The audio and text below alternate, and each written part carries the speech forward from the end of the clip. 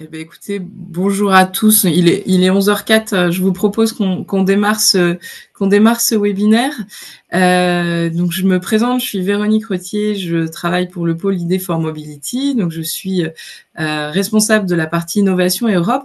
Et en fait, dans le cadre de nos activités en tant que pôle de compétitivité, on organise un certain nombre d'animations autour des thématiques que couvre le pôle, donc autour de la mobilité terrestre. Notamment aujourd'hui, on est ici pour parler de titres uniques. Un des sujets forts qui est traité par le pôle, c'est la décarbonation des transports et des mobilités. Et un des leviers est notamment le changement de comportement. Le changement de comportement qui peut prendre plein de formes. Il y a plusieurs leviers facilitateurs, notamment potentiellement le titre unique. Donc aujourd'hui, on vous propose ce webinaire en trois grandes parties autour de la thématique. Donc, on aura un démarrage avec Clément Belliard de la DGITM sur le projet de titre unique. Ensuite, il y a un petit changement. On va tout de suite passer au retour d'expérience qui seront présentés par le Conseil régional de Nouvelle-Aquitaine. Avec NAM et Keolis autour des expériences sur ce sujet-là. Et on terminera par une discussion ouverte sur les technologies autour du titre unique et de l'open payment avec Imededine Osni et Pierre Gréau. Juste quelques infos pour le déroulement du webinaire. On va vous proposer d'utiliser le module questions-réponses qui est en bas de votre écran pour poser des questions à nos intervenants. On fera une petite session de questions-réponses si pertinent entre chaque intervention. Et en fin de webinaire, on vous fera apparaître dans un pop-up un petit questionnaire de satisfaction avec quelques questions qui est important pour nous pour justement dimensionner nos animations et pour la suite. Voilà, donc sans plus tarder, je vous propose de laisser la parole à Clément Belliard de la DGITM. Bonjour Clément. Bonjour. Je vous laisse partager Alors, votre écran. oui, bien sûr, bien sûr. Normalement, ça devrait être bon. Je vais mettre en grand écran pour que tout le monde puisse le voir de façon satisfaisante. Pardon, c'est pas celui-là. Affichage, plein écran. Ok, ça devrait apparaître. Et c'est parfait. Ok, parfait. Bon, merci beaucoup déjà de nous avoir conviés. Donc, je suis Clément Béliard, je suis chef de projet à la DGTM et je m'occupe en particulier du titre de transport unique national. Euh, Peut-être juste quelques mots en introduction. Ce projet, en fait, c'est un projet qui a maintenant un peu plus de 3 ans, qui était à l'initiative en fait en tout cas, ça faisait partie des recommandations lors des présidentielles qui avaient été remontées par le GART et qui a fait l'objet de beaucoup de concertations avec l'ensemble des acteurs de l'écosystème et qui s'intègre en fait dans un contexte de changement de comportement des usagers dans leur façon de se déplacer, avec voilà, un mouvement de fond autour de la digitalisation des mobilités. Qui est assez disparate encore entre le ferroviaire, hein, où on a 80-90% de la distribution des titres qui se fait par un canal digital contre 10 à 15% sur les transports en commun, mais c'est une dynamique qui est en train de changer. Et nous, notre ambition avec le projet de titre de transport unique, bah, c'est bel et bien en fait de favoriser le report modal et puis d'accompagner, de simplifier le parcours des usagers dans leur mobilité en facilitant, en favorisant la digitalisation de la distribution des titres de transport à l'échelle nationale. Donc ça, en fait, c'est finalement pour nous, c'est notre ambition au sein de la DJTM, hein, de se positionner comme facilitant aussi dans la mise en œuvre de la LOM, avec en particulier l'article 28 qui invite à l'ouverture des canaux de distribution des titres de transport pour les différentes autorités organisatrices des mobilités pour voilà, venir favoriser en fait le déploiement de solutions de distribution qui soient interréseau pour pouvoir proposer aux usagers des parcours de bout en bout intermodaux et interréseaux.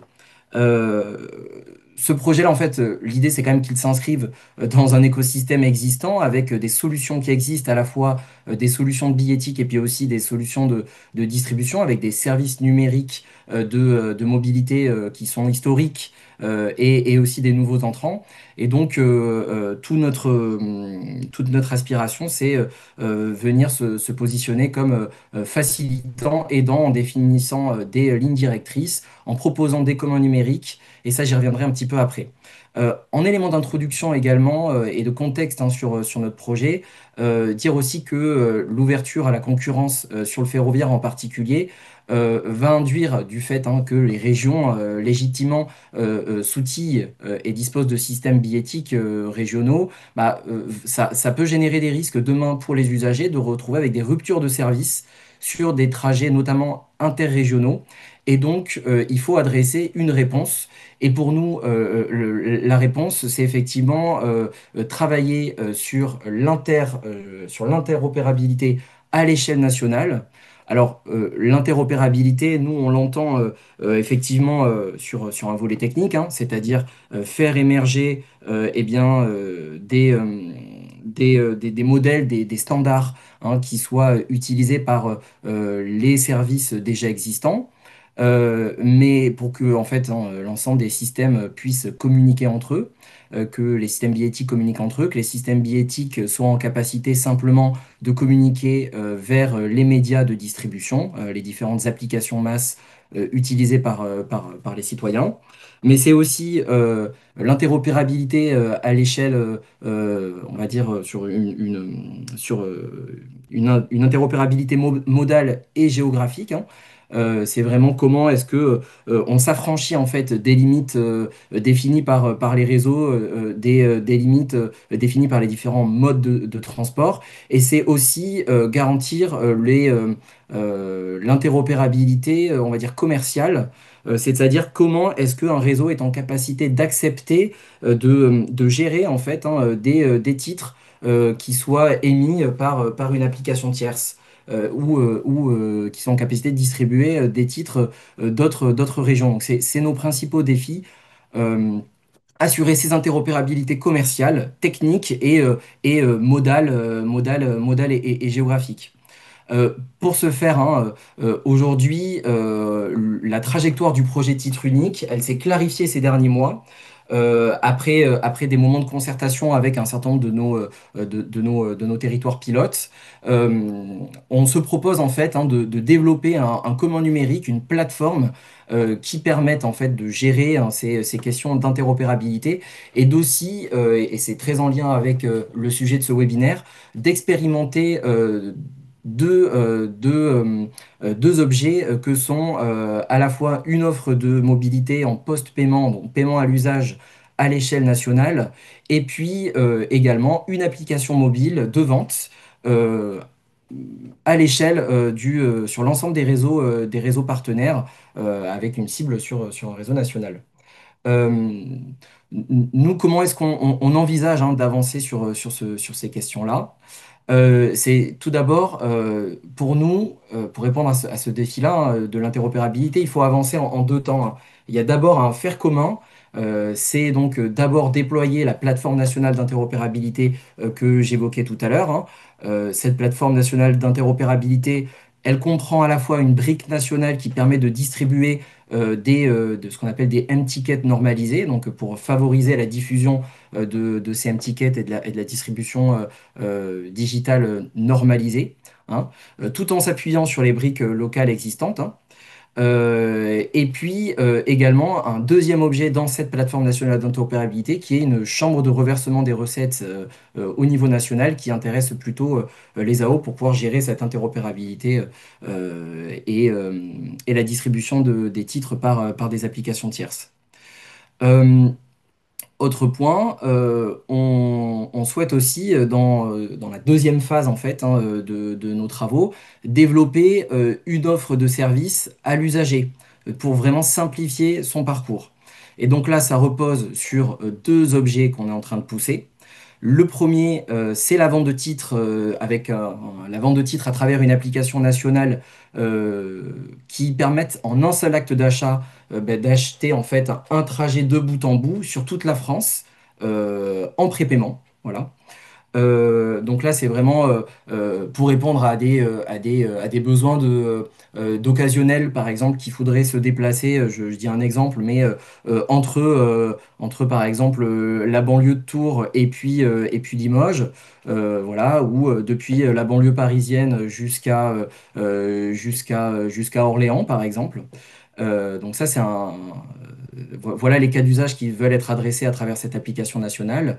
Et puis également une offre de mobilité en post-paiement.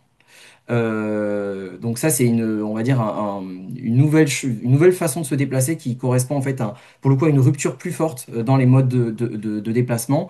L'idée, c'est de démocratiser en fait un droit à voyager avec un paiement unique qui se fait à l'usage au meilleur tarif sur l'ensemble des réseaux qui sont concernés. Et pour conclure en fait cet élément d'introduction qui présente un petit peu le projet, ses ambitions, peut-être dire quelques mots de l'avancement de ce projet. Donc là, on est en rentrée en phase d'expérimentation.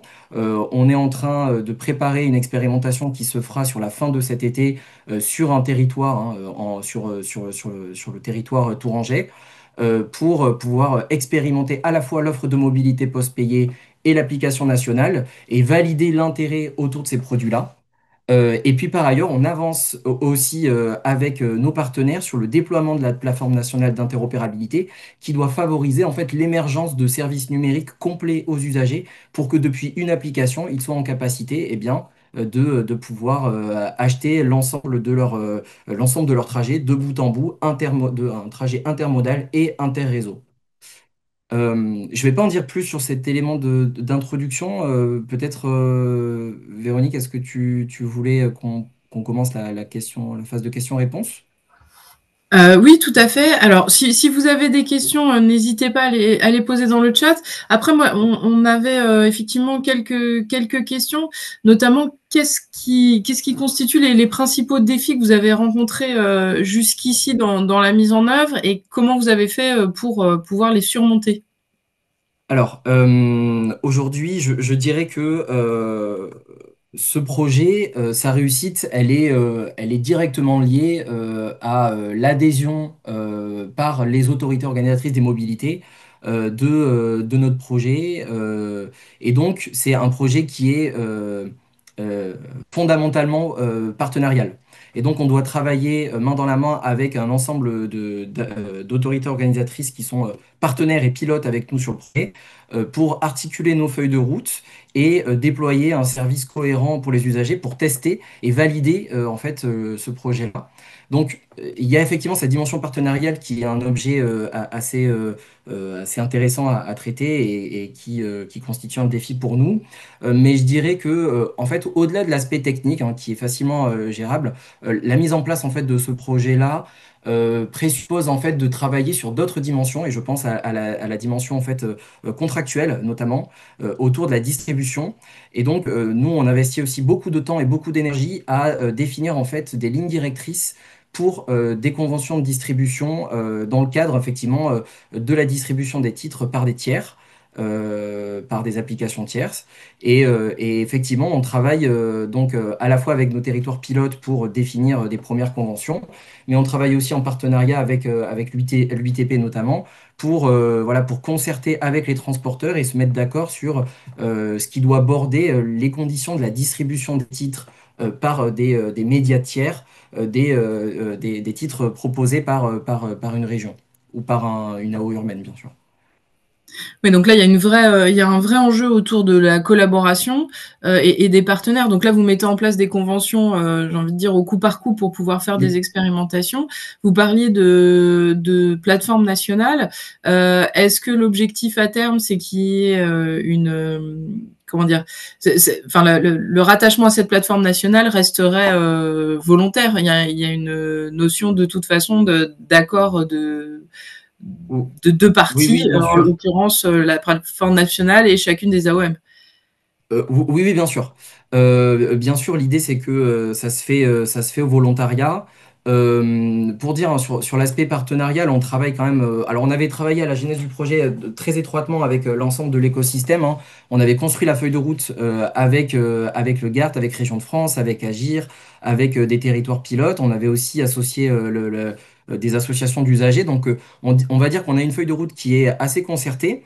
Et sur la phase d'expérimentation, on a retenu un nombre de territoires qui est assez restreint, avec lesquels on a déjà ou on est en train de signer des conventions d'expérimentation qui leur permet de bénéficier d'une forme de gratuité et de primeur, on va dire, par leur investissement dans les travaux sur les modalités d'intégration à la plateforme nationale d'interopérabilité. Et demain, et du coup, pardon, on travaille avec ces AO partenaires et on va élargir peut-être les discussions demain aux conditions de passage à l'échelle. Mais ce passage à l'échelle auprès de l'ensemble des AO, bah, il se ferait dans tous les cas sur la base effectivement du volontariat a priori. Et puis dans des conditions qui doivent être effectives, qui doivent être favorables par rapport à la situation existante, c'est-à-dire chacun qui dispose de son propre outil, qui à chacun achète ses propres briques propriétaires avec les coûts que ça peut induire et les difficultés de mise en place de l'interopérabilité qui est appelée de ses voeux par la loi LOM. Donc en fait, on est persuadé que notre offre la proposition de valeur en fait autour du titre unique va favoriser le fait que l'ensemble des AO souhaiteraient souhaiteraient se mobiliser autour de ce projet. Voilà. Mais c'est bien partenarial et au volontariat. Ok, merci. Et du coup, comme on l'évoquait, donc tu l'évoquais en introduction, et moi aussi, il y a une volonté derrière ce titre unique de potentiellement être un levier du changement de comportement. Mm. Du coup, pour poser la question un peu plus directement, comment concrètement on envisage que cette Mhm. dynamique-là puisse simplifier l'expérience utilisateur? Alors, je dirais il y a deux niveaux de réponse en fonction des produits que j'ai évoqués tout à l'heure. C'est-à-dire que d'une part, nous, ce qu'on aimerait pousser, en tout cas ce qu'on va expérimenter, c'est d'abord un changement aussi radical dans la façon de se déplacer. C'est de pousser l'idée d'une offre de mobilité en post-paiement, en paiement à l'usage avec une logique on rentre dans un transport, on fait un tape-in et un tape-out quand on sort, et on est facturé au meilleur prix. Ça, pour le coup, c'est quand même en rupture par rapport au mode de déplacement actuel. Et c'est ce qu'on essaye de pousser dès l'expérimentation de cet été. Euh, et donc ça, c'est un premier niveau de réponse, mais qui implique effectivement un accord préalable de l'ensemble des AO pour qu'on ait en fait un réseau couvert suffisamment conséquent pour qu'en fait on ait une offre de mobilité en post-paiement qui soit satisfaisante hein, pour l'usager. C'est-à-dire que s'il peut se déplacer que sur des bouts de réseau éparses, en fait cette offre de valeur, elle a pas cette offre de mobilité, elle n'a pas de valeur pour l'usager.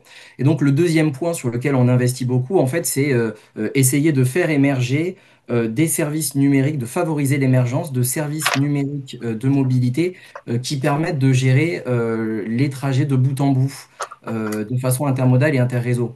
C'est ce qu'on essaye de porter par notre application nationale. Mais en dehors de ça, on essaye aussi de développer à travers la PNI et puis toutes les composantes techniques qu'on développe autour de cette PNI. On essaye en fait de favoriser le fait que des applications puissent émerger. Typiquement, je prends des cas concrets. Je suis un média qui souhaite distribuer l'ensemble des titres nationaux, ou alors je suis une AO régionale et j'aimerais distribuer l'ensemble des titres des réseaux urbains de ma région. Bah, aujourd'hui, ça présuppose que l'ensemble des AO urbaines ait déployé en fait un dispositif pour s'interfacer avec le média en question. Et donc, nous, on veut se positionner en tant qu'orchestrateur, en service proxy un peu, qui permettent en fait aux médias de n'avoir qu'une seule interconnexion à assurer avec la PNI pour distribuer l'ensemble des réseaux couverts par le catalogue. Et ça simplifie drastiquement l'émergence d'applicatifs qui permettent de gérer ces trajets de bout en bout. Que ce soit l'application nationale portée par le projet titre unique ou que ce soit une application tierce. Voilà. Et ça permet en fait à l'usager de pouvoir se déplacer de bout en bout, qu'importe les limites de région sur le réseau. Voilà. Ok. Il y a une question des participants qui porte sur le coût d'accès à cette plateforme nationale d'interopérabilité. Alors, c'est une très bonne question sur laquelle je n'ai aujourd'hui pas complètement les éléments de réponse. On est en démarrage de projet, on commence à travailler avec notre prestataire sur les briques techniques. Et donc, nous, on est en train, sur le second semestre, en train d'organiser à partir du second semestre des travaux pour définir en fait le modèle économique autour de cette PNI notamment, cette plateforme nationale d'interopérabilité, parce on sait que c'est aussi au cœur des inquiétudes des AO qui souhaitent nous rejoindre.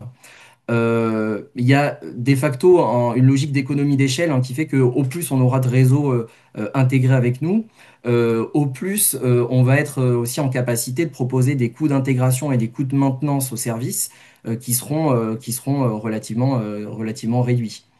Et puis voilà. Et Ok, puis par donc ailleurs, le c'est modèle aussi est... pour ça qu'on s'intègre dans une logique d'expérimentation avec une forme de gratuité pour les premières AO. C'était aussi pour réussir à d'abord se constituer ce socle DAO, d'AOM, hein, avant de pouvoir avant de pouvoir fiabiliser aussi le modèle économique. Ok, très bien. Donc un modèle économique en construction via Oui, les expérimentations notamment. Ok. exactement. On a une autre question aussi qui porte sur je vais vous la lire, hein. Comment envisagez-vous de lever l'obstacle technique consistant à permettre, grâce à l'appli au titre unique, de franchir les portillons des réseaux en étant équipés? Première partie de question. Et envisagez-vous, comme par exemple SNCF Connect, de développer dans l'appli titre unique un module adapté à chaque réseau? Donc ça fait deux parties de questions. Donc une première question sur l'obstacle technique avec le franchissement des Oui. portillons, tout simplement. Alors, sur cette partie franchissement des portillons, on a c'est des choses qu'on a prévues contractuellement dans le cadre de notre marché de développement. Dans le cadre de l'expérimentation, on s'inscrit effectivement pour l'instant sur une logique d'auto-validation et aussi en diffusant un M-ticket normalisé. L'idée, c'est que demain, en fait, les industriels soient de plus en plus capables de gérer les QR codes CB2D qu'on s'apprête à déployer. Et on a effectivement contractuellement prévu demain de pouvoir aussi acheter le fait de pouvoir passer des portillons en émulant des cartes NFC, des cartes bancaires. C'est des choses qu'on a tout à fait prévues. Mais qu'on n'a pas encore prévu de déployer, on va dire, dans le cadre de l'expérimentation sous 2 ans, quoi, ouais, pour dire rapidement. Et Ok. alors sur la deuxième question, je voudrais peut-être juste une petite précision avec le comparatif par rapport à SNCF. C'est l'idée de proposer quelque chose en marque blanche. Est-ce que Véronique, tu pourrais Alors, poser la question? la question, c'est comme sur SNCF Connect, de pouvoir, dans l'appli titre unique, avoir un module qui soit adapté à chaque titre, à chaque réseau concerné. Quand on va sur SNCF Connect, on peut accéder facilement à l'achat d'un titre Mm. local. Est-ce que là, c'est le même principe que vous avez en tête ou... Non, pour le coup, on se positionne plus simplement sur l'application titre unique avec l'ensemble des catalogues qui sont proposés directement dans l'application, sans segmentation réseau par réseau.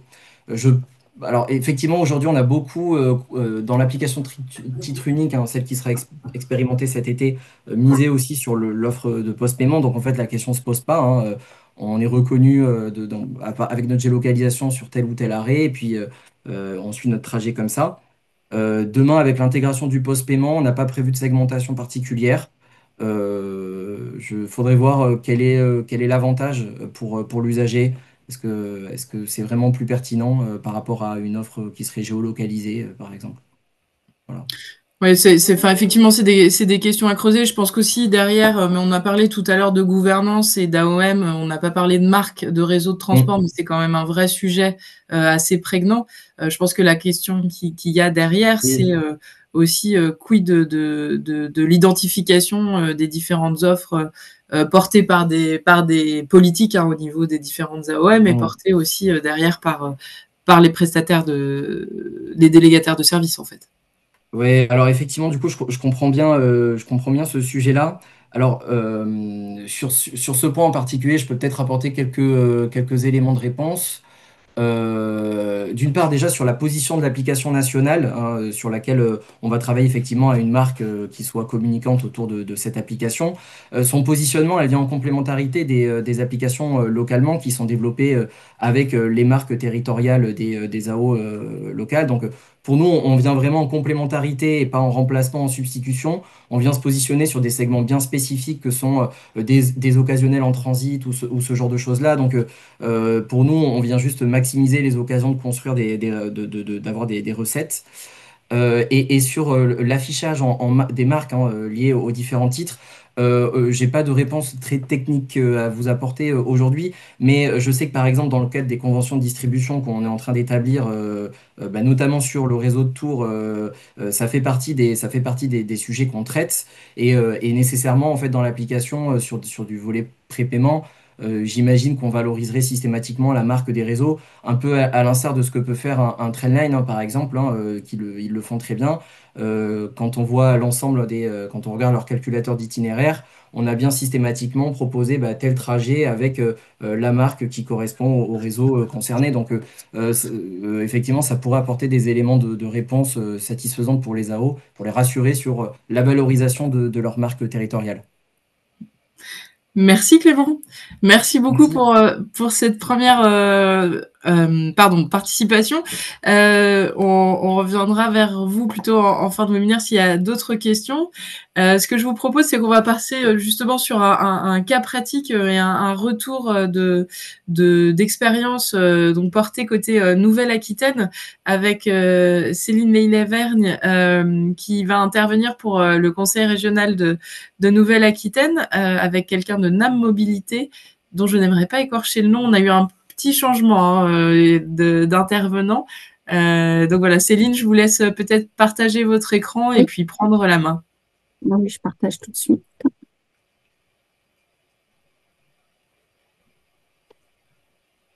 Est-ce que vous voyez bien mon écran? Parfaitement, en plein écran, donc c'est parfait. Super. Donc, bah, enchantée. Alors, moi, c'est Région Nouvelle-Aquitaine, pas conseil régional. Pardon. Et donc, Adriana, ma collègue Nouvelle-Aquitaine Mobilité. Voilà. Donc, je vais passer rapidement sur les slides et puis je te laisserai intervenir, Adriana. Donc, voilà, pour expliquer rapidement, la région Nouvelle-Aquitaine et d'autres AOM se sont unis et ont créé le syndicat mixte Nouvelle-Aquitaine Mobilité. Ça rejoint un peu ce qu'a dit Clément il y a quelques instants. En effet, en Nouvelle-Aquitaine, on veut aussi pouvoir avoir un support unique pour tous les modes de transport, que ce soit du train, du car, du bus, etc. Et dans cette configuration-là, on a créé ce syndicat, du coup, pour coordonner et simplifier toute l'intermodalité au niveau de notre région, de déployer également un outil unique, une plateforme masse, pour pouvoir également répondre à cette demande et proposer les services type information voyageur, billettique interopérable et un support unique via une carte Modalis. Je laisse après, Adriana, si tu veux prendre la main sur les ambitions servicielles côté Nouvelle-Aquitaine Mobilité. Oui, donc l'objectif de la mobilité intégrée modaliste qui a été construite avec nos membres, donc la région, mais aussi les autres autorités organisatrices du territoire de Nouvelle-Aquitaine, c'était de développer des services numériques et physiques articulés autour d'un compte unique ou un compte usager unifié pour éviter la création de multiples comptes et la reconnexion systématique, la possibilité pour les usagers d'accéder à l'information voyageur, l'achat, la validation et un service après-vente sur l'ensemble des réseaux de transport du territoire, donc du multi-réseau en achat, mais aussi en information voyageur. Et enfin, d'intégrer le plus possible et le mieux possible les autres offres de mobilité déployées sur le territoire, que seront le covoiturage, le vélo en libre service, le transport à la demande, etc. C'est avancé.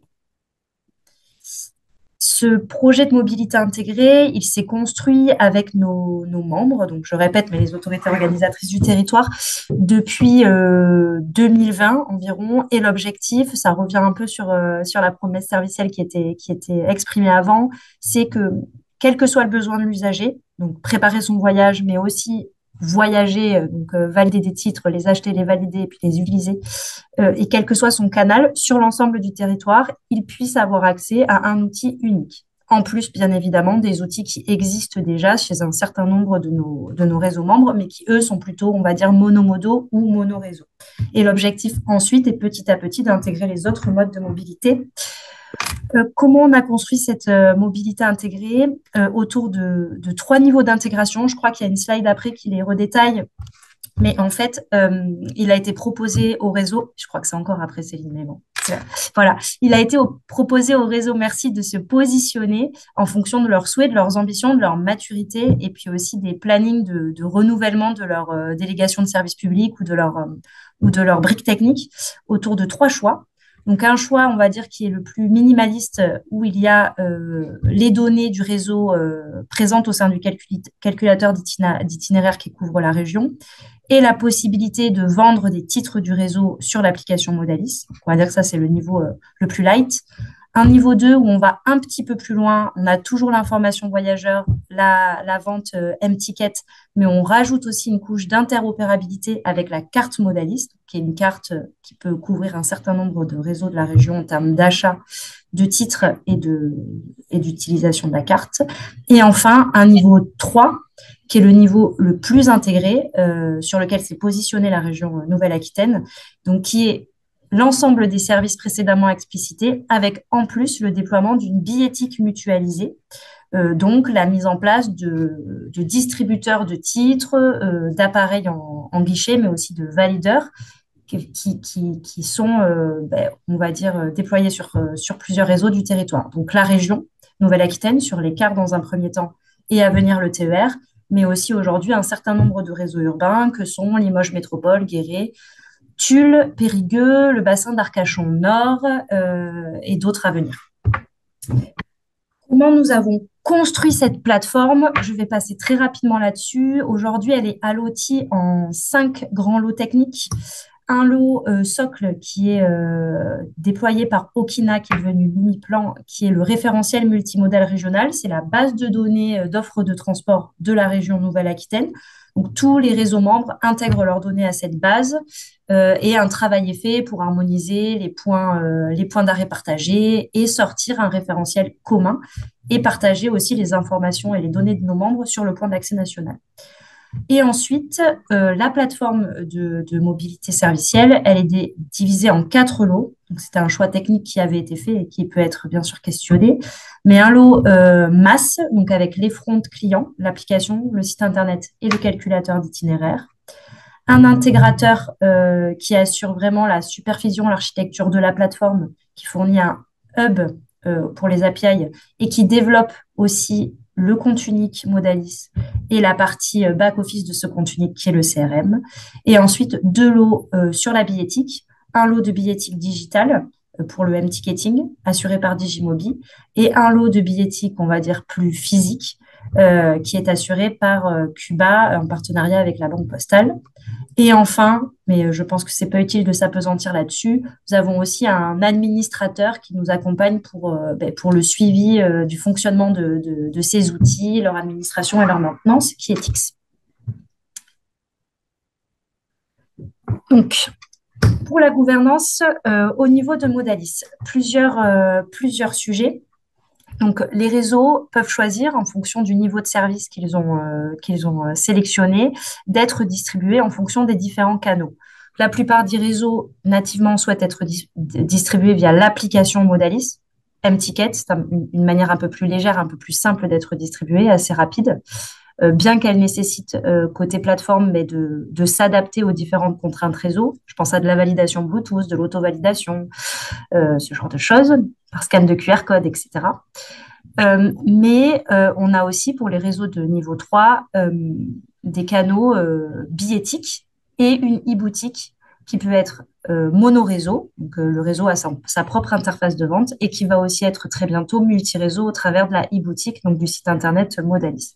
Donc, on a une dichotomie de distribution en fonction des choix des réseaux, soit uniquement l'application, soit l'application, la billettique, le site internet.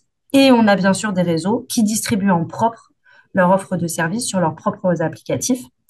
Et bientôt, et de plus en plus, nous aurons très certainement des réseaux distribués par des opérateurs tiers qui le souhaiteront.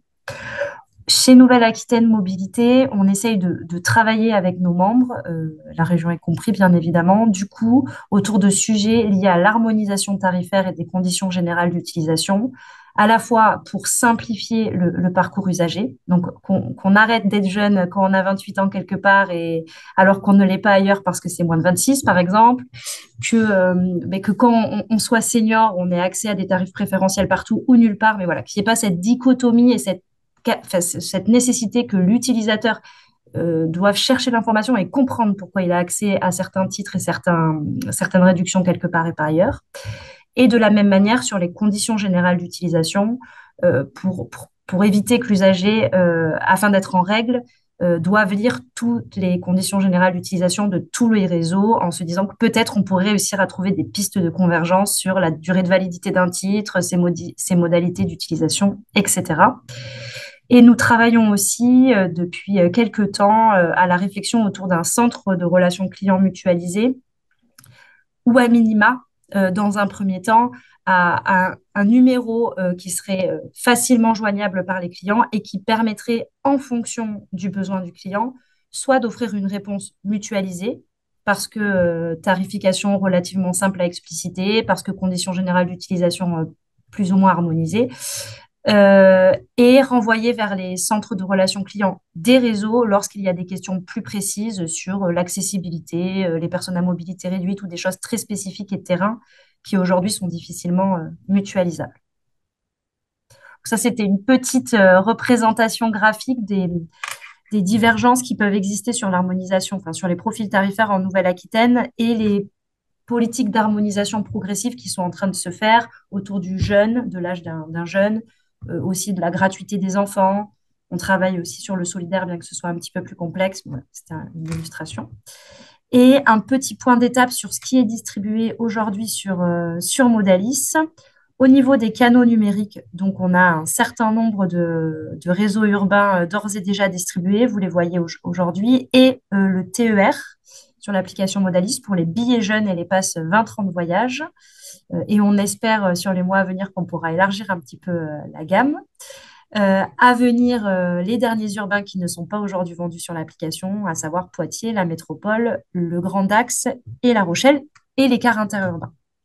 Au niveau billettique, les déploiements déjà réalisés, donc vous voyez, nous avons Guéret, Tulle, Bressuire, une ligne de car qui était une expérimentation, Arcachon Nord, Périgueux et Limoges, et à venir, le réseau de cars interurbains sur 8 départements sur les 12, puisque les 4 autres ont encore des systèmes de billettique opérants, et à venir aussi Brive, Arcachon Sud et un certain nombre d'autres réseaux, Pau, Poitiers, etc., qui s'inscrivent progressivement dans la démarche au regard des renouvellements des matériels billettiques à venir chez eux.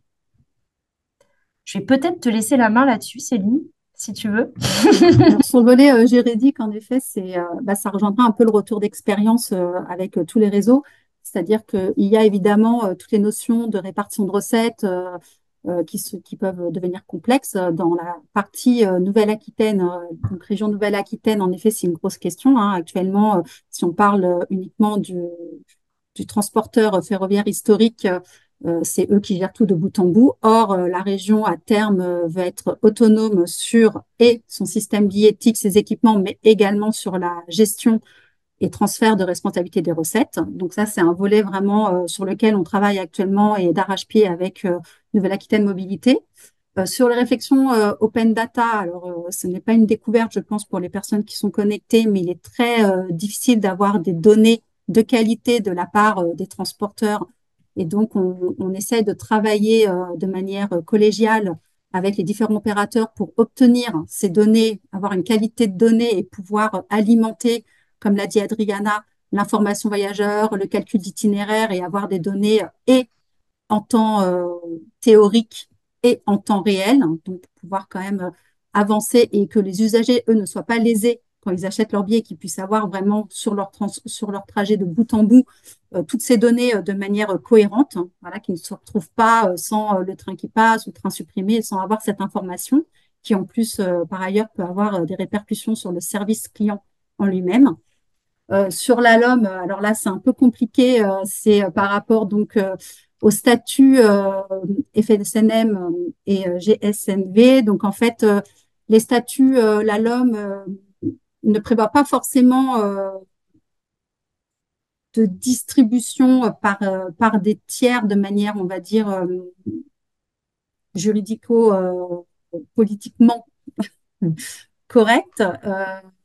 Voilà, il y a des trous dans la raquette pour faire court. On se retrouve donc en difficulté sur des ventes qu'on souhaiterait faire, par exemple TGV Intercité sur le système billettique modaliste tel que présenté par Adriana. Mais également en sens inverse, on se retrouve dans des difficultés où nous, en région Nouvelle-Aquitaine, nous avons un syndicat qui est un syndicat mixte, mais qui n'est pas un FSNM à proprement parler. Il a ses spécificités et donc les membres ne payent pas de commission à ce syndicat puisqu'il a été créé en termes de subventions et autres. Et donc, si on voulait vendre nos titres au même diapason que les distributeurs tierces actuellement, on se retrouvait dans une position où on devrait payer des commissions à notre syndicat. Or, ce n'est pas le cas puisque c'est un syndicat créé par la région et pour les modes de transport régionaux. Donc voilà, cette petite notion nous pose quelques difficultés. Et sur la charte RGPD, bon, bah là, on essaye évidemment que toutes les données des modes de transport soient bien isolées, mais qu'on puisse sur ce même outil Modalis pouvoir avoir le parcours de bout en bout du client. Donc, ça sous-entend que la personne qui va acheter son billet, elle puisse avoir toutes les données et que de l'autre côté, les différentes AOM puissent récupérer les données spécifiques les concernant sur leur propre mode de transport. Donc, le reste global, je te laisse la main si tu veux parler global Modalis et après, il y a un Rex TER. Oui, le Rex au niveau de la plateforme Modalis, qui commence à avoir un petit peu d'existence et qui est en train de nourrir nos réflexions aussi pour le renouvellement des systèmes, en tout cas au niveau technique, qui vont pas tarder à arriver. C'est que c'est complexe. C'est complexe d'adresser un tel niveau de service et autant de services pour autant d'autorités organisatrices différentes avec leurs pratiques, voilà, leurs habitudes et puis leurs conditions de vente, d'utilisation et leur stratégie vis-à-vis des clients.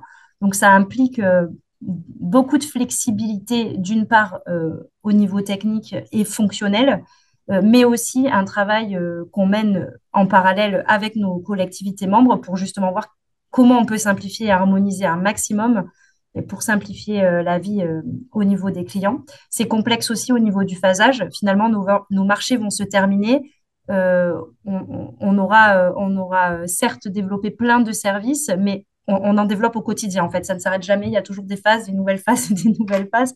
On va dire qu'on a basculé un moment en exploitation sur ce projet. C'est toujours un projet qui est en cours de développement. Il y a bien évidemment des différences de maturité, de moyens et de capacité en fonction des réseaux, de leur taille et voilà, du territoire sur lequel on se positionne. Et un vrai sujet voilà, qui est technique et qui concerne les industriels autour de l'interopérabilité et comment on arrive à mieux faire communiquer nos systèmes, déjà dans un premier temps, entre autorités organisatrices et entre collectivités. Et ensuite, comment on arrivera à bien les faire communiquer avec des acteurs tiers aussi, parce que c'est plus trivial qu'on ne le pense en réalité.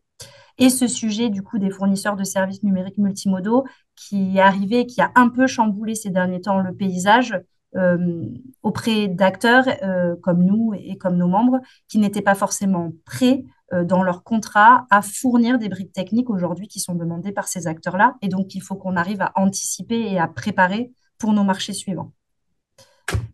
Voilà. Et sur les perspectives, mais aujourd'hui, on cerne à peu près bien les enjeux du moment. Donc, on va essayer de les adresser à la fois techniquement au niveau de la gouvernance et puis dans nos groupes de travail. Et puis, bien évidemment, avec l'aide de l'État, de la DGITM, on voit que l'ART aussi s'est saisie d'un certain nombre de sujets. Donc l'objectif, c'est de continuer à avancer là-dessus. Je ne doute pas qu'on aura très certainement d'autres sujets qui vont apparaître dans les années à venir et qu'on devra intégrer à nos réflexions.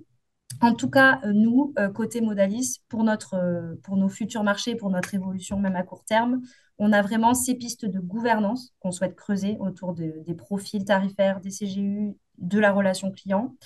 Et après, comment on va travailler à avoir des systèmes plus robustes, plus performants et à aller dans une finesse plus poussée au niveau des parcours usagers. C'est vraiment ça aujourd'hui les enjeux de NAM autour de la mobilité intégrée.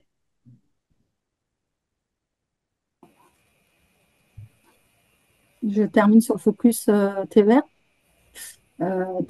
Sur la mise en place du titre unique et donc de la billettique unique Modalis via le transporteur historique actuel, c'est assez complexe, hein. On a un transporteur qui est là depuis des années et qui fait très bien tous les métiers qui lui sont afférents. Et du coup, on se retrouve à reprendre ces métiers, à les interpréter, à tenter de les améliorer aussi, de les optimiser, hein. On ne dit pas qu'on fera mieux, mais en tout cas, on essaye d'avoir de nouvelles sources d'inspiration et de réflexion par rapport à ce qui se fait actuellement. Les difficultés rentrent, comme j'ai dit tout à l'heure, sur le partage des données, qui peut être quelque chose d'un peu complexe et sur lequel on attend vraiment de la qualité pour que les usagers puissent être informés en temps et en heure. Sur les flux financiers, puisque qui dit reprise de la billettique par les régions dit également reprise des recettes. Et là, il y a quand même des nouvelles perspectives qui s'ouvrent même au niveau des métiers régionaux, hein. C'est pas des choses qu'on faisait actuellement et c'est des choses qu'il va falloir gérer demain. Et puis la coordination des acteurs, parce qu'on parle souvent de l'historique SNCF, mais SNCF a différentes entités et donc faut pouvoir coordonner toutes ces entités pour pouvoir avancer sur des équipements en gare, sur des postes de vente au niveau des guichets, sur de la stratégie aussi politique au niveau de la région qui doivent être en phase avec les différentes phases de déploiement du projet, mais également avec la propre politique interne du transporteur. Et sur les perspectives, comme déjà indiqué, en effet, la région veut son autonomie et c'est bien pour ça qu'elle a repris, que ses compétences ont été transmises aux régions, hein, son autonomie en termes de recettes, de gamme tarifaire, de distribution, de canaux de distribution et d'information. J'essaie de ne pas trop prendre de temps. Merci beaucoup Céline, merci beaucoup Adriana. C'était vraiment intéressant d'avoir cette vision et puis ça met en perspective ce que les sujets dont parlait Clément en introduction. Là, on voit vraiment qu'il y a un côté aussi démarche apprenante qui se retrouve clairement dans ce qu'expliquait Clément. Avant qu'on passe au retour d'expérience côté Keolis, on a une question sur compte tenu de l'hétérogénéité des sources de données info voyageurs. Est-ce que vous arrivez néanmoins à avoir une bonne qualité sur la recherche d'itinéraires ou est-ce que vous avez peut-être des trous dans la raquette? Alors, 2 points là-dessus. Le travail sur la qualité des données, c'est un des premiers axes qui a été mené par le syndicat NAM. Et le référentiel de données a été vraiment l'une des premières choses qui ont été mises en œuvre. Et il y a eu 2 axes sur ça. Donc, le pan technique, donc travailler avec une entreprise spécialisée qui accompagne, qui a formé et qui a aidé des réseaux à produire des données, hein, puisqu'il y a certains réseaux, on avait de l'Excel quand on arrivait, parce qu'ils étaient petits et qu'ils faisaient comme ils pouvaient. Et un deuxième axe qui est arrivé un petit peu plus tard et qui est encore en cours toujours de déploiement et qui s'enrichit au fur et à mesure sur la gouvernance, avec la mise en place d'une charte de gouvernance qui responsabilise tout le monde, donc NAM, mais l'autorité organisatrice et les exploitants, qui donne des droits, des devoirs, des responsabilités à chacun et qui s'est accompagné aussi d'un kit avec des clauses à intégrer dans les délégations de services publics, dans les marchés, etc., pour respecter les formats, les standards et les délais de mise à jour, etc. Donc, aujourd'hui, on mesure en tout cas dans le temps de travail sur la donnée par notre prestataire, etc., que la qualité des données, elle s'est clairement améliorée. Ce qui nous manque encore, ça va être du temps réel partout. Voilà, donc d'aller vraiment dans la donnée parfaite et vraiment utile à l'usager. On a encore aujourd'hui des difficultés sur certains réseaux à avoir une réalité de l'horaire de passage du bus ou du car par rapport à ce qui est indiqué. Mais je ne perds pas espoir parce que c'est un sujet dont tout le monde s'est saisi et a compris l'enjeu. Au niveau de la multimodalité transport en commun, on a pas vraiment de problématique sur le calculateur d'itinéraire. En tout cas, c'est pas ça qui nous est remonté le plus fréquemment. Ce qui est plus complexe aujourd'hui, en tout cas au niveau de notre calculateur d'itinéraire, c'est la gestion du transport à la demande, qui est difficile à modéliser, la bonne multimodalité avec du covoiturage, donc comment on intègre des parcours fins, covoiturage plus transport en commun, voilà, ce genre de choses. C'est plus là où selon moi, on a encore de la marge de progrès. Sur l'autre point de la question, est-ce qu'il y a des réseaux significatifs de Nouvelle-Aquitaine qui n'ont pas leur propre appli? Oui, par exemple, Pau n'a pas sa propre appli. Si je dis pas de bêtises, la région utilise Modalis aussi, n'a pas sa propre appli. Donc, il y a vraiment des réseaux qui ont fait confiance et qui se sont appuyés sur Modalis. À l'inverse, il y a d'autres réseaux, donc la métropole de Bordeaux qui a sa propre application, le Pays Basque, voilà. Mais de manière générale, les petits et moyens réseaux n'ont pas leur propre appli et certains grands réseaux structurants nous ont fait confiance aussi pour se dire, voilà, on laisse Modalis proposer l'offre de tout le territoire et on le met en avant à notre échelle. Merci beaucoup. Merci beaucoup, Merci. mesdames, encore pour votre participation. Je vous propose qu'on passe à la partie Keolis. Merci beaucoup. Merci. Julie, je vous laisse prendre la main. Oui. Alors, bonjour à tous. Est-ce que vous voyez mon écran? Ouais, très bien. Et bientôt en Je plein vous le écran. mets en plein écran. Merci de nous accueillir pour ce webinaire. Donc moi, je suis Julie Sully, je travaille à la direction marketing du groupe Keolis. Et du coup, je trouve que c'est intéressant d'avoir organisé le REX dans ce sens-là, parce qu'on a vraiment eu le partage du projet national puis du régional, et nous, humblement, on est plutôt sur le projet local, puisqu'on est opérateur de transport au service des autorités organisatrices et donc sur chaque réseau. Très rapidement, pour ceux qui ne nous connaîtraient pas, une petite présentation. Nous, on est présent dans 13 pays dans le monde, avec 70 000 collaborateurs, dont 42 000 en France. On a plus de 300 autorités organisatrices qui nous font confiance et on opère 13 modes de transport. Donc, je ne vais pas vous faire la litanie des 13, mais c'est vrai qu'en France, on est présent sur des réseaux où on nous confie plusieurs modes. Si ce n'est tous, du parking au transport pour les personnes à mobilité réduite, le TAD, mais aussi et sur les réseaux urbains, j'allais dire. Je fais un peu écho à ce qu'on vient de dire chez Modalis. Il y a aussi, nous, des enjeux autour du vélo en longue durée, du vélo en libre service et de la marche à pied qu'on pourrait considérer comme un mode de transport complémentaire. Donc voilà, et on est délégataire de services publics, mais aussi l'idée, c'est d'accompagner nos AOM dans leur projet de mobilité globale et donc d'aller vers les opérateurs tiers de train, de covoiturage, d'autopartage quand ils ne nous sont pas confiés. Donc voilà, en France, on est autant sur des grands réseaux urbains que sur de l'interurbain, avec une forte présence. Ce qu'on voulait partager avec vous aujourd'hui, c'est ce que je disais à Véronique en préparation du webinaire. C'est difficile de faire un retour d'expérience sur le titre unique qui est en cours en tant que projet, qui est en cours d'expérimentation. Donc j'ai proposé finalement de faire un petit pas de côté, parce que à la fois on l'a vu avec Modalis et puis dans des projets historiques autour de l'interopérabilité. Nous, notre mission, et c'est ce qu'on veut porter chez Keolis, c'est une mobilité attentive à tous pour un territoire proche de chacun. C'est-à-dire qu'il n'y a pas deux territoires équivalents et l'enjeu, c'est qu'on partage tous dans toutes les interventions qui ont déjà eu lieu, c'est bien de déployer des mobilités durables au service de chaque territoire pour améliorer la qualité de vie des citoyens. Le parti pris de Keolis, c'est quand même de repartir du besoin des citoyens et des voyageurs.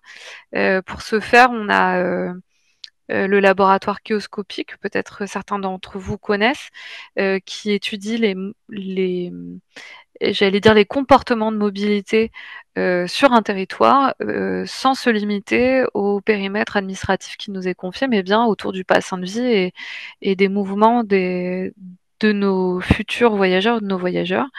On a des outils un peu innovants autour de l'analyse des traces GPS, par exemple, avec Patterns, qui viennent nous nourrir aussi au-delà de ce qu'on voit en tant qu'opérateur, où on ne voit qu'une partie de la donnée.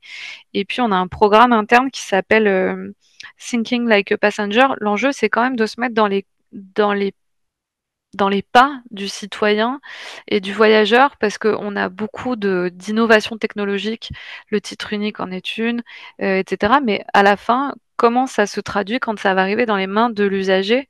Et je trouve que c'est un virage intéressant que prend le projet, c'est qu'on est parti de discussions extrêmement techniques il y a peut-être 12 ou 18 mois maintenant sur ce titre unique. Et aujourd'hui, on arrive sur des considérations très clients, très parcours et très collaborateurs, parce qu'on est aussi en charge d'animer les collaborateurs qui sont au service des voyageurs.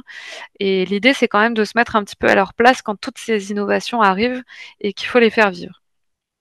Un exemple que je trouvais intéressant pour faire encore une fois un petit pas de côté sur le webinaire et tous les enjeux technologiques que ça peut amener, c'est l'explosion du digital. Donc voilà, on a l'idée d'avoir une application nationale pour permettre un trajet de bout en bout en post-paiement, où en fait on swipe pour rentrer sur un réseau et puis on swipe à la sortie, et à la fin tout se fait de manière très simple. C'est tout à fait emblématique de ce qu'on a vu ces dernières années, c'est-à-dire des un équipement des Français qui ne fait qu'augmenter, une connectivité qui augmente. Il y a en 2010, 35% des Français déclaraient rechercher des itinéraires par des solutions numériques. Aujourd'hui, c'est 75%, donc c'est vraiment rentré dans les usages. La dématérialisation du paiement, tout ça, je vous refais pas la messe, mais cependant, derrière les apparences, c'est quand même un tout petit peu plus nuancé que ça dans l'usage du numérique. Et c'est là où le rôle de l'opérateur prend tout son sens, selon nous, c'est que finalement, il y a quand même encore 65% des Français qui déclarent préférer se déplacer pour réaliser une démarche administrative dans ces activités de la vie quotidienne, plutôt que de la faire en ligne. On préfère encore le livre papier, on préfère encore aller en magasin dans une certaine mesure, et le paiement est en train de bouger. Mais tout n'est pas digital pour tout le monde. Il y a 17% de la population française qui est en situation d'électronisme. Donc toutes ces innovations ne leur sont pas accessibles immédiatement. 9 millions de Français, 9 millions de personnes en France en difficulté de la maîtrise de la langue. Donc en fait, il y a quand même 25% des Français qui déclarent qu'ils ne sont pas capables d'utiliser le numérique sans aide, et 44% qui ne se sentent pas de réaliser des démarches administratives en ligne. Donc tout ce qu'on se dit là, autour du titre unique, c'est sûrement le monde de demain, mais c'est pas encore tout à fait celui d'aujourd'hui. Et nous, notre rôle en tant qu'opérateur, c'est d'accompagner les AOM dans tous ces projets d'innovation, et d'emmener j'allais dire nos réseaux sur ce chemin-là, mais aussi et surtout d'accompagner nos voyageurs, je pense, dans comment ils se l'approprient, qu'est-ce que ça veut dire, comment ça se traduit très concrètement dans le parcours. Et puis en miroir, on verra tout à l'heure aussi un petit sujet autour de nos collaborateurs qui sont à la manœuvre. Modalis le disait tout à l'heure, il y a des nouveaux métiers en région, et il y a aussi des nouveaux métiers, j'allais dire, dans les réseaux, au regard de ces évolutions-là. Donc finalement, nous, au vu j'allais dire, du groupe macro-projet titre unique, pas seulement de l'expérimentation et de la plateforme nationale d'interopérabilité, comment on le perçoit? C'est une question que vous me posiez, Véronique. Nous, on le perçoit très bien, forcément. C'est l'opportunité d'améliorer l'accessibilité et l'attractivité des mobilités durables. Donc nous, on est au service de nos partenaires autorités organisatrices pour répondre à ces enjeux-là et les faire advenir dans la vraie vie, j'allais dire. Donc, c'est vraiment une opportunité de faciliter la multimodalité, l'intermodalité, de simplifier le parcours client, in fine, je pense, et puis à la fin, un levier de la décarbonation, parce que si on arrive à attirer davantage de voyageurs dans nos modes durables, ce sera tout ça de gagner par rapport à la décarbonation et la qualité de vie. Donc, j'allais dire, le principe, évidemment, que Keolis l'accompagne pour nos autorités. Maintenant, finalement, où on en est, et comme je le disais en entrée de jeu, c'est pas simple de faire un Rex sur le titre unique alors qu'il est en cours d'expérimentation.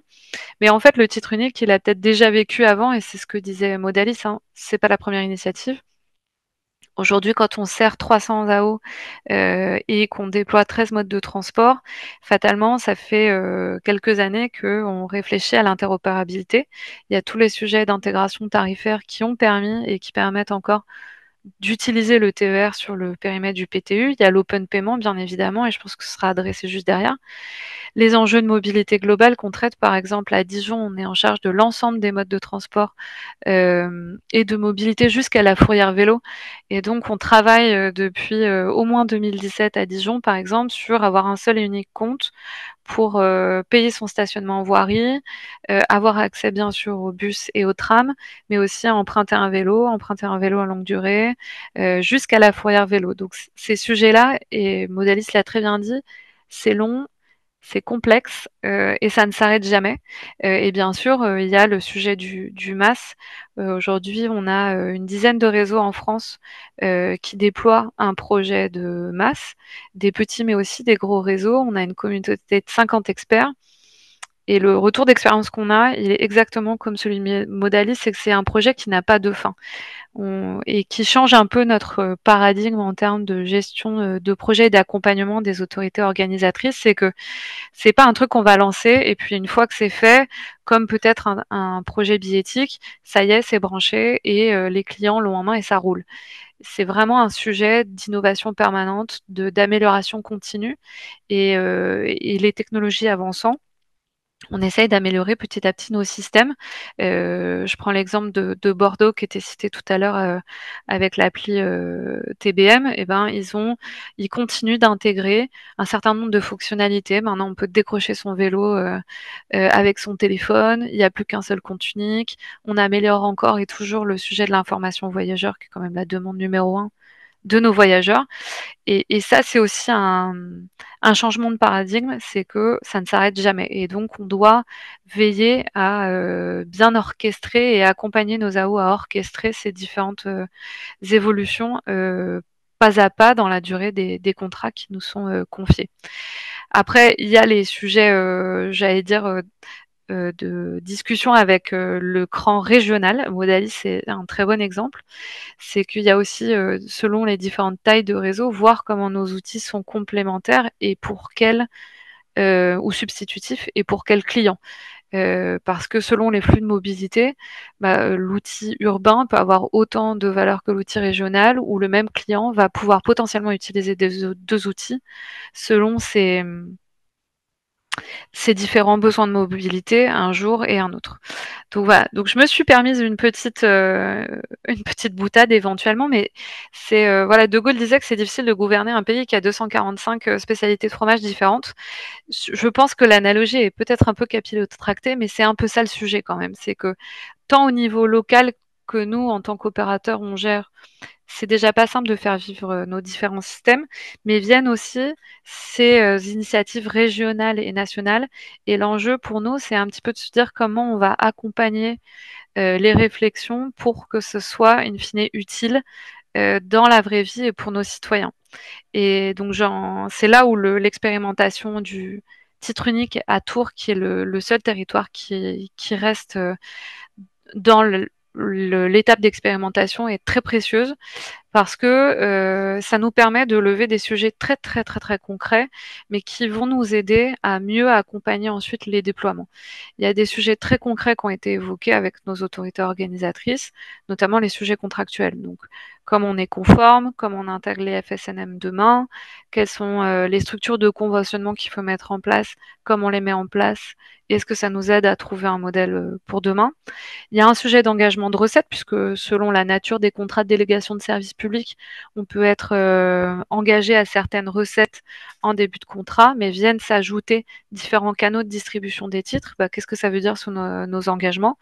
La responsabilité vis-à-vis des tiers, les sujets de reversement de recettes, les coûts d'interface. Tout ça, je pense que ce sont des sujets qui ne sont pas encore j'allais dire complètement secs, et se lancer dans l'expérimentation avec la DGITM et avec nos autorités organisatrices permet quand même de se faire, de vraiment capitaliser pour les prochains territoires. Je garde les clients pour la fin. Pour nos collaborateurs, il y a quand même un vrai sujet aussi très opérationnel du titre unique, mais comme de l'ensemble des innovations qu'on peut avoir, notamment digitales, c'est que il faut qu'on pense au contrôle fraude, on l'a évoqué en début de webinaire.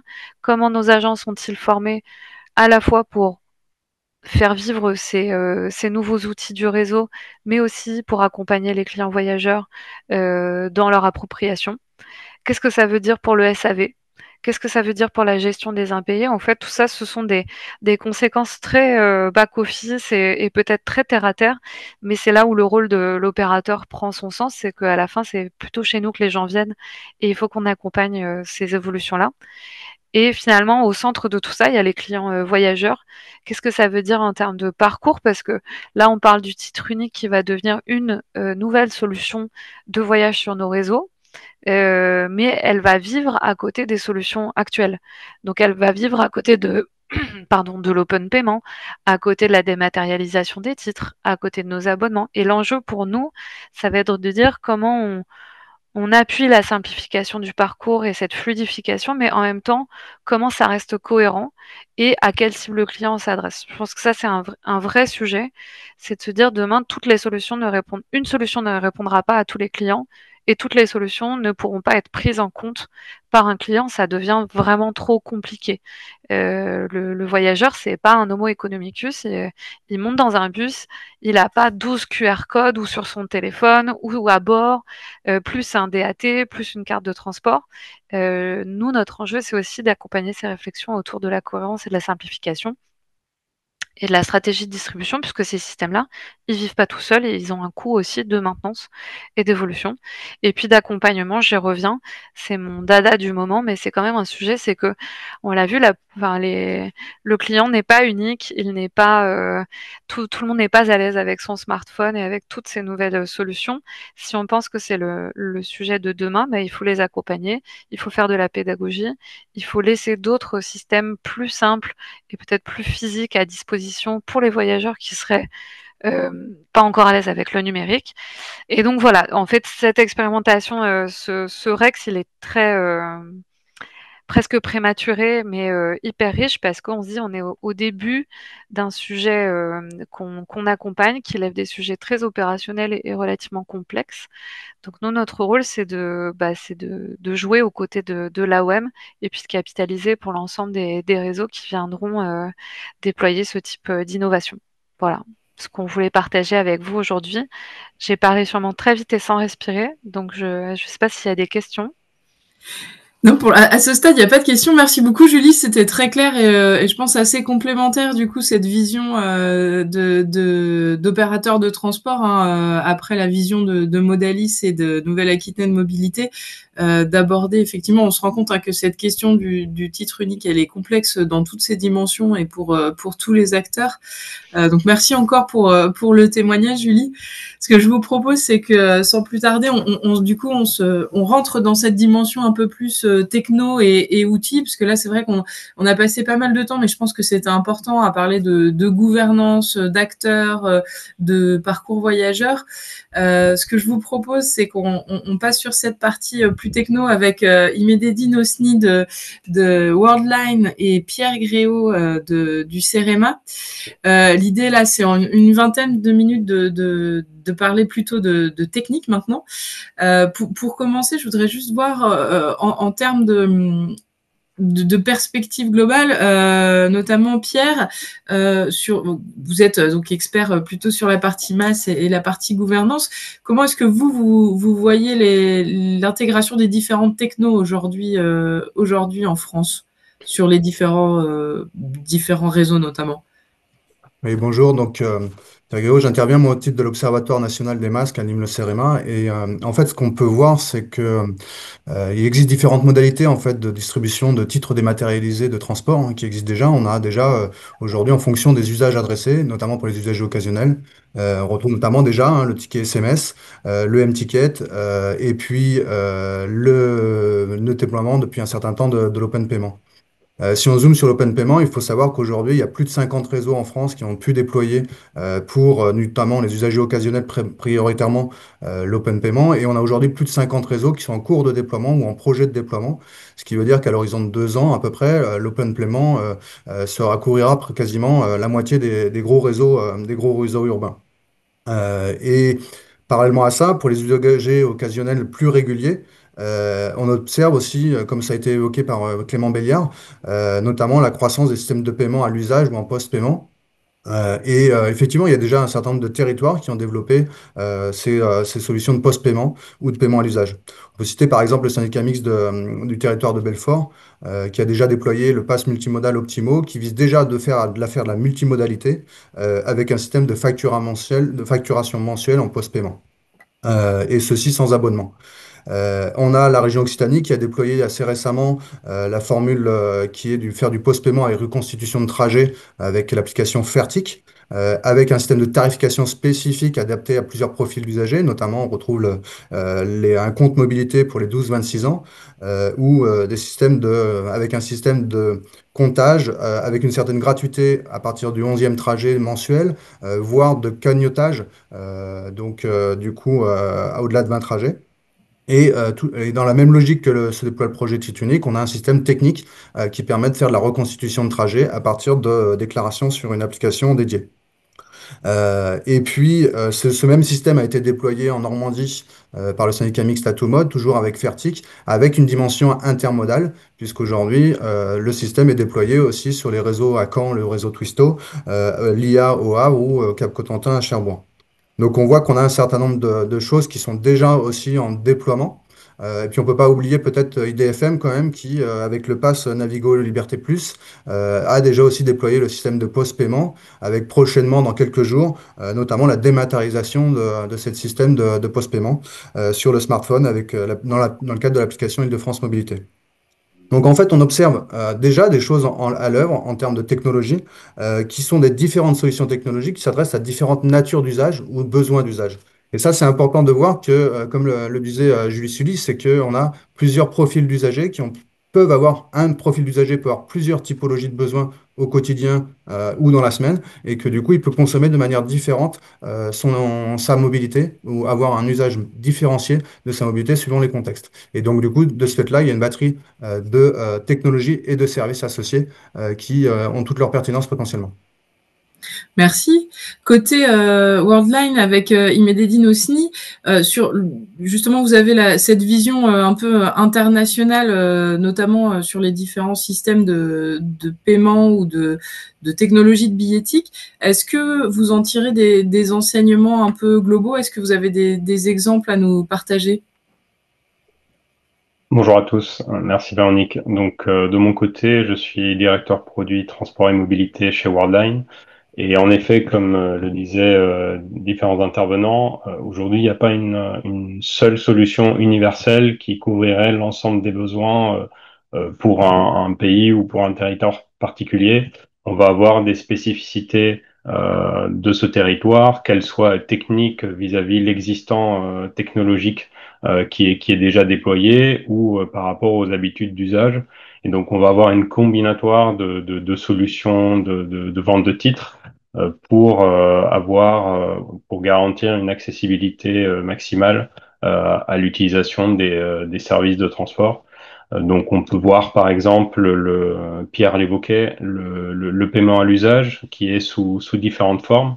Au Danemark, en Suisse et bientôt en France avec le titre unique via cette modalité de détection automatique avec des technologies de GPS, de Bluetooth, de Wi-Fi, pour déterminer automatiquement le trajet de l'usager et de manière automatisée également, reconstituer le trajet et déterminer le tarif à payer en fin de journée ou en fin de trajet.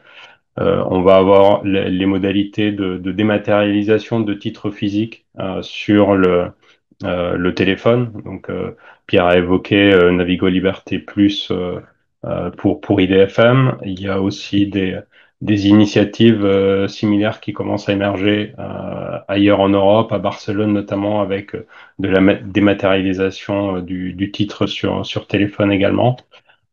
Et enfin, il y a l'open payment avec ces différentes variantes. Donc, l'open payment, paiement simple au valideur, l'open payment avec agrégation de tarifs, voire une extension vers le concept d'account-based ticketing, c'est-à-dire d'avoir un compte unifié dans le système central et que l'utilisateur dispose de différents identifiants, que ce soit sa carte bancaire, sa carte de transport ou autre, pour pouvoir consommer sa mobilité et être facturé au meilleur prix en fin de journée.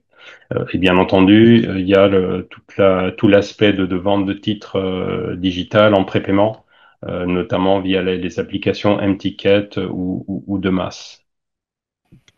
Ouais, donc on voit qu'on a effectivement un panel de solutions techniques qui existent, qui simplifient pas forcément. On a vu dans les différents témoignages justement l'harmonisation des systèmes billettiques. Là, c'est un sujet qui a déjà été évoqué, mais Pierre, sur les défis de gouvernance et pour le déploiement notamment de l'open payment, par exemple, est-ce que vous voyez des techniques ou des moyens d'adresser le sujet qui pourraient simplifier? Sur cet aspect-là, au-delà de ce que disait Imedine sur les problématiques d'agrégation, quoi, sur les sujets d'agrégation, les possibilités d'agrégation par jour, semaine ou mois, permettant de faire du plafonnement. En fait, on a aujourd'hui des enjeux autour de l'intermodalité, sur notamment la technologie de l'open payment, où en fait il s'agit de pouvoir organiser, rendre possible la combinaison de modes dans un trajet. Et c'est vrai qu'aujourd'hui, il y a un certain nombre, on sait faire de l'open payment dans des réseaux mono-opérateurs en France. À l'international, se déploient des projets d'open payment qui sont multimodes et multi-opérateurs. Mais du coup, ça pose bien la question de comment on organise le reversement entre réseaux des recettes, comment on gère du coup le système d'exploitation et de suivi de la relation du parcours usager. Et on peut citer notamment les Pays-Bas qui ont mis en place une telle politique qui permet notamment l'usage de l'open payment dans plusieurs réseaux et donc notamment ce qui est rendu possible par rapport à la plateforme Translink, grâce à la plateforme Translink qui permet de gérer un système de gestion par compte. On a également aussi des expérimentations, une expérimentation au Royaume-Uni qui permettent, avec un concentrateur, de pouvoir du coup agglomérer les différentes solutions d'open payment déployées à l'échelle du territoire et de permettre à l'usager, en fait, avec sa carte bancaire, d'emprunter différents réseaux.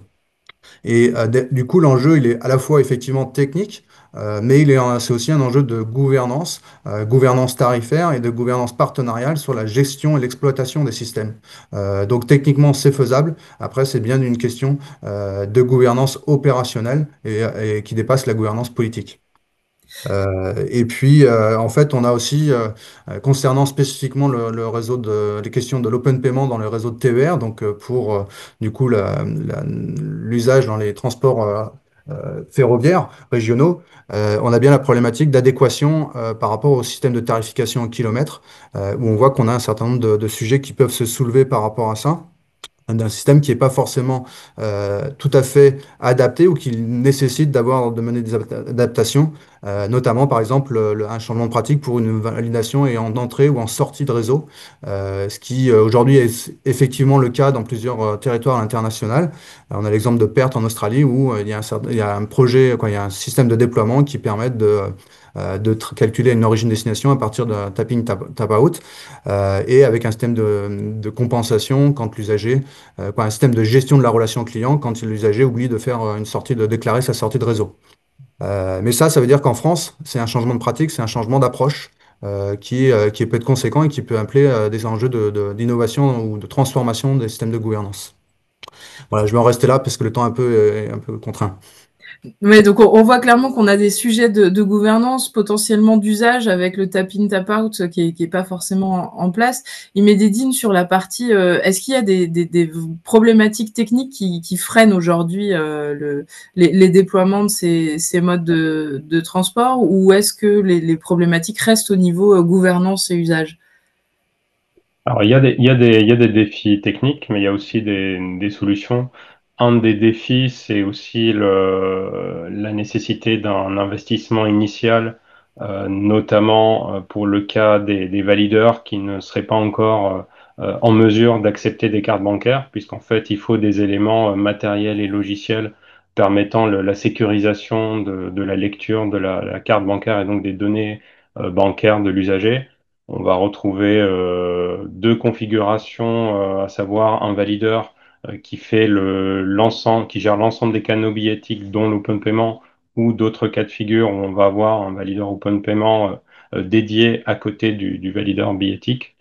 Et donc, une fois qu'on a cette infrastructure technique au niveau valideur, mais aussi au niveau de la chaîne monétique pour traiter l'open payment, euh, les aspects tarifaires, en fait, sont aussi, alors, un défi, mais il y a aussi des solutions technologiques pour gérer le tap-in, tap-out, ou ce qu'on appelle origine-destination, la tarification zonale, la tarification plate, donc différentes modalités.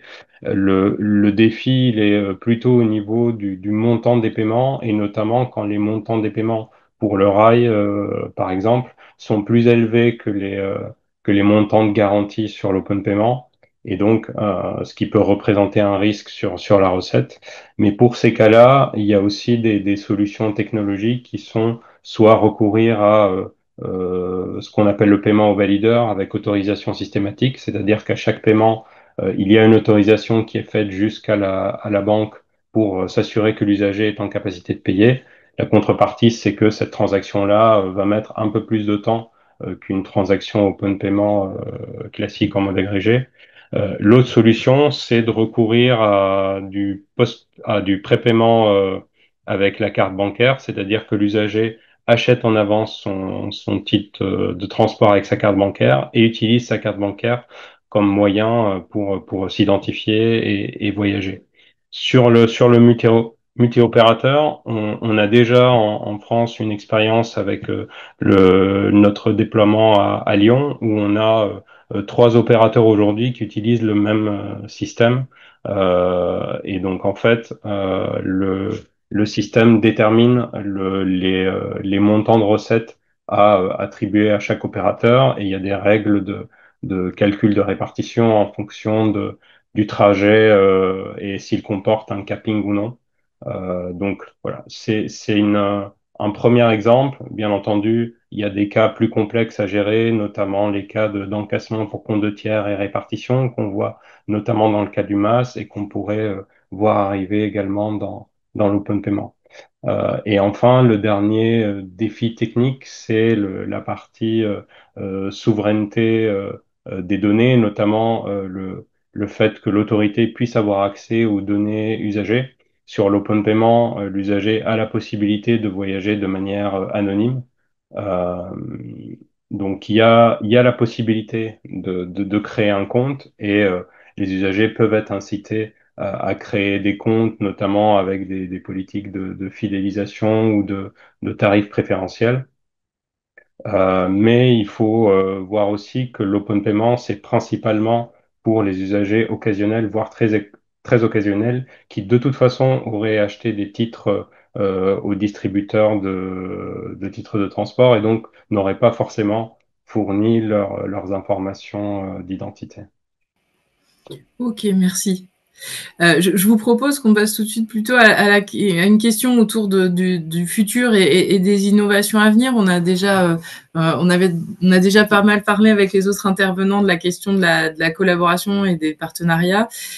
Sur les innovations technologiques, Imededine, sur l'émergence de nouvelles technos, est-ce qu'il y a des nouvelles technologies en particulier qui iraient au-delà de l'open payment ou autres qui seraient moins connues aujourd'hui que vous surveillez? Alors, tout à fait, et elles sont de deux ordres. La partie identification de l'usager, donc pour suivre sa consommation. On a parlé tout à l'heure de l'identification automatique via le GPS.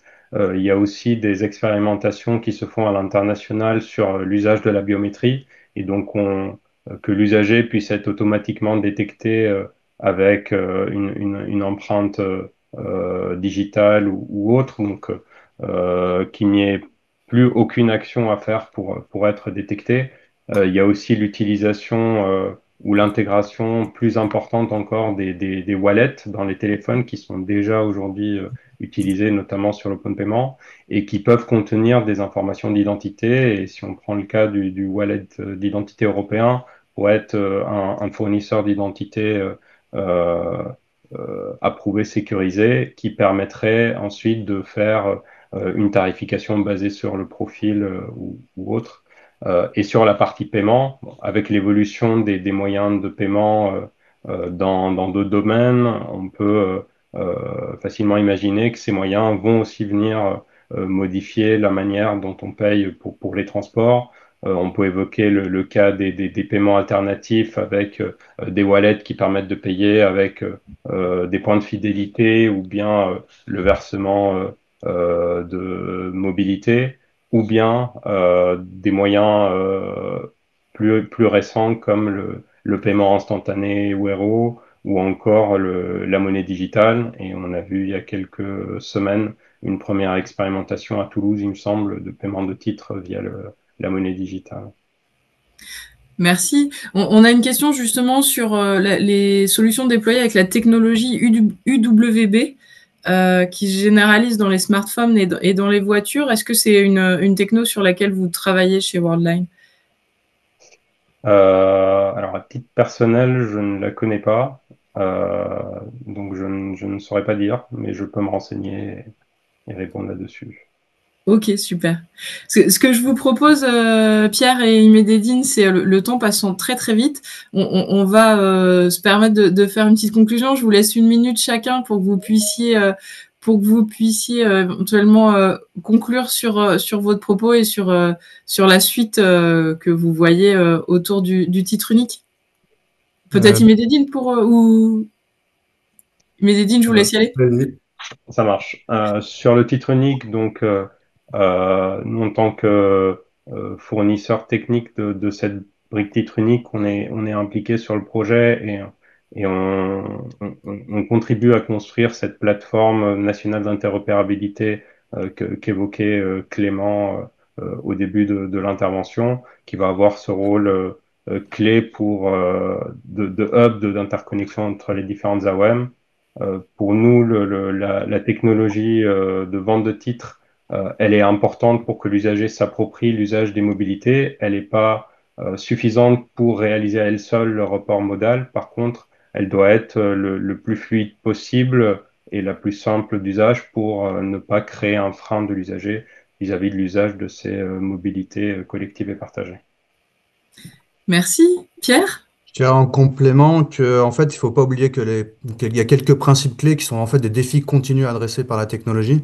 En fait, c'est d'arriver à pouvoir travailler véritablement cette simplicité d'usage pour des parcours de mobilité de bout en bout. Donc, c'est des principes qui doivent être en continu traités. Comme ça a été dit à plusieurs reprises, pouvoir être capable de s'adapter à plusieurs profils d'usagers qui peuvent être dans différents cas d'usage. Et donc, du coup, ça pose des questions autour de différentes questions liées à la gouvernance. Et puis aussi, c'est garantir un cadre de confiance vis-à-vis des usagers, notamment s'appuyant sur des enjeux de bonne communication, de transparence, notamment par rapport à ce qui est évoqué aussi sur la gestion des données personnelles embarquées par ces systèmes et technologies. Et donc, je dirais simplicité d'usage, qualité et fiabilité d'usage au service d'une confiance de la mobilité, quoi. Merci Pierre. Merci beaucoup. Alors, on a débordé un tout petit peu, mais je pense que c'est un sujet qui est intéressant et qui est multidimensionnel, hein, le titre unique, le MAS, la billettique de façon générale dans les transports. Et notre objectif à tous dans cette discussion-là, c'est d'œuvrer vers la décarbonation. Je remercie encore tous les participants d'avoir pris le temps et d'avoir joué le jeu pour ces interventions de qualité. Surtout, donc, nous, ID4 Mobility, on reste à votre disposition pour faire éventuellement des mises en relation avec les différents intervenants ou entre les auditeurs de ce webinaire. Donc, voilà, le mot de la fin, ce sera surtout, n'hésitez pas à nous recontacter si vous voulez plus d'informations ou être mis en contact. Et encore une fois, merci à tous. Bon appétit et à bientôt. Merci, au revoir. Au revoir, merci. Merci beaucoup, au revoir.